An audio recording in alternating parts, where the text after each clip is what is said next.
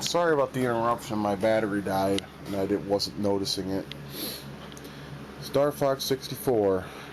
Who hasn't played this? It was the first game to utilize the Rumble Pack on the N64, and it was one of the first games, I think, on the N64 that had complete voice acting in it. It was cheesy, but first, hey, it was good. Alright, I know this cart looks like shit because, well, it is. This is the first Quake on the N64. I bought it for $5, and it's an okay game. I'm not really a fan of the first Quake, never have been.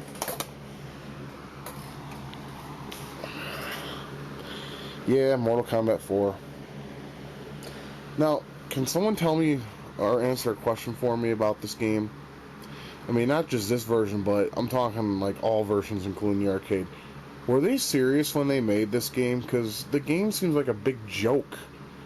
But if they were serious, then, well, more power to them. It's a fun game. I like it. It's just, I don't know if they were serious when they made this. This is probably the best version next to Gold on the Dreamcast. Robotron 64. I'm a very big fan of Robotron. And if you like Robotron, you'll like this game. But if you own a PlayStation or prefer a PlayStation over the N64, which is the majority of the gaming world except myself, because I think the PlayStation is nothing more than a piece of shit in terms of hardware and software, but we won't go there. This is definitely the game. This is definitely the game to get. The PlayStation one is called Robotron X, but I think this one is better. Pilot Wing 64. This, I believe, was launched along the side of Super Mario 64. It's a very pretty game, and the flight and everything is a lot of fun. If you're a fan of the Super NES version, I suggest checking this one out. That's, I think his name is Goose or Geese. Yeah, I like crashing these little bastards and hearing them scream. It's fucking hilarious. Sorry, I had a little bit of a cold. Now, when this game first came out, it was one of the best looking games on the N64. It looked better than any PC port of this, too. It still looks like a damn good game, but I just feel like it's a wad, if anything. I mean, because it plays just like Doom.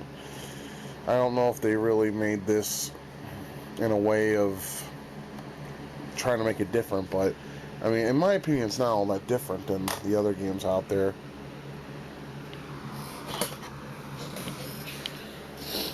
Aero Gauge. This is a very shit-tastic racing game. If you ever played that Cyber Speedway game, I think it's called, or something like that on the Saturn, this is just like it. You get these overloaded pieces of shit of racing objects. I don't know what you want to call them. They're either ships or whatever.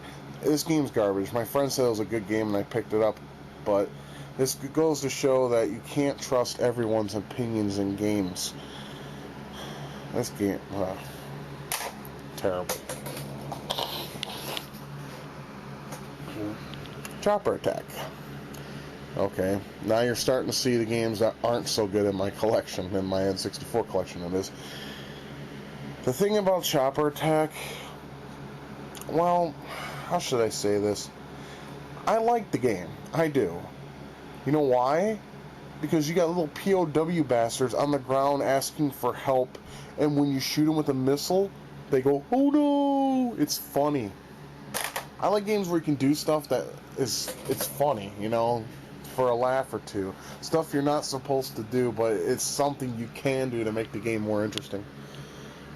I'm a very big Ken Griffey Jr. fan. I mean, I love baseball. I'm not the biggest baseball buff or anything, and I don't know too much of the sport other than I like it and some of the players.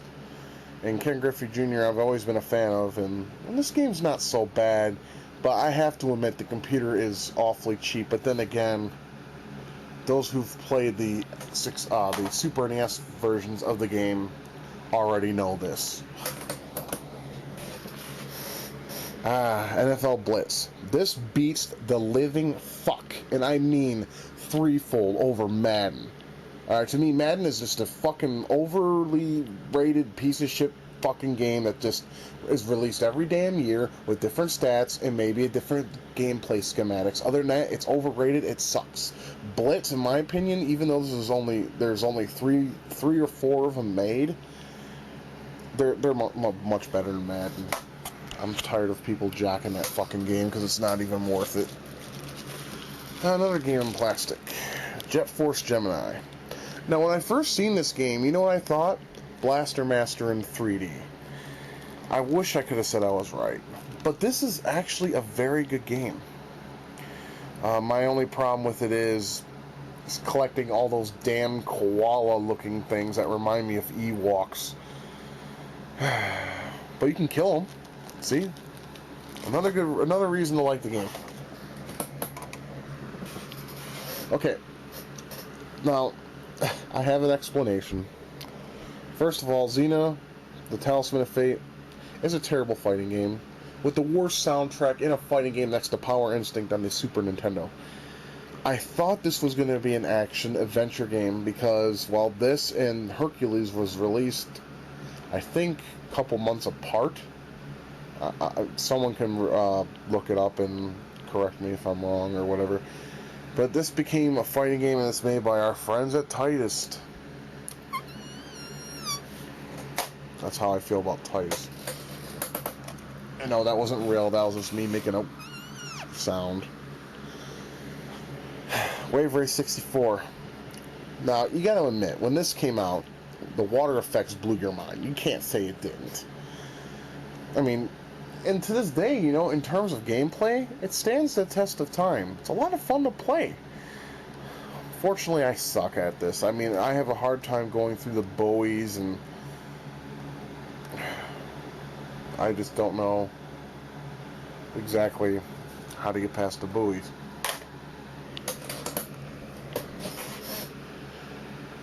Mace the Dark Age. The arcade version stomps this version flat, obviously.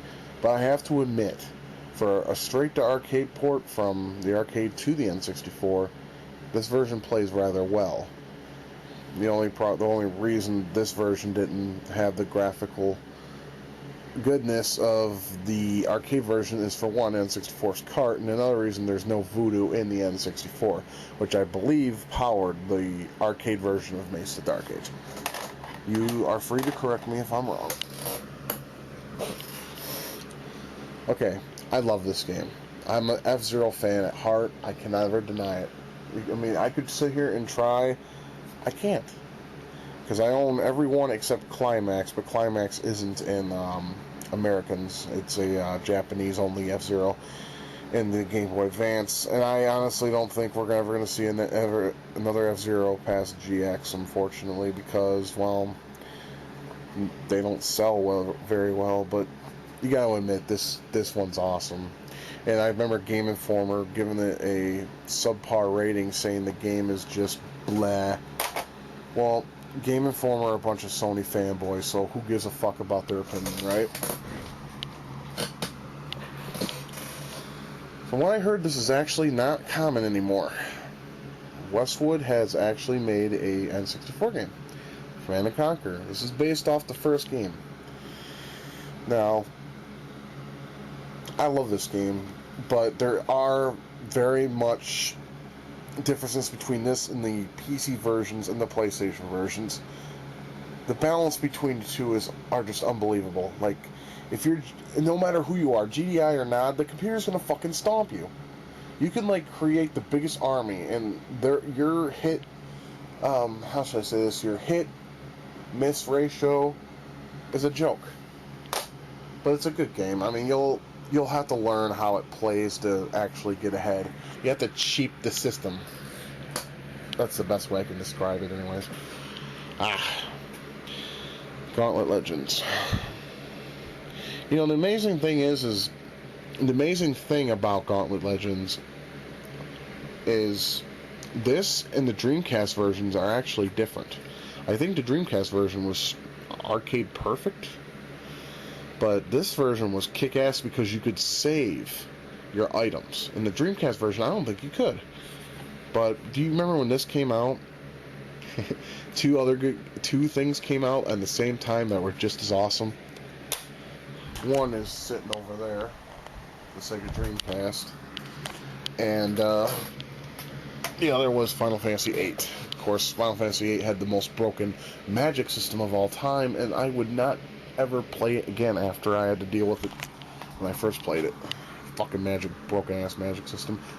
Good love story though. Tetrasphere. This game does not make any fucking sense. I just look at where possibly a block could go and just put it there. I mean, it's highlighted, but it's up to you where you gotta put the blocks. And the game has some amazing music. You couldn't tell if this is either a CD or a cartridge when you hear the music in this game. Very well done.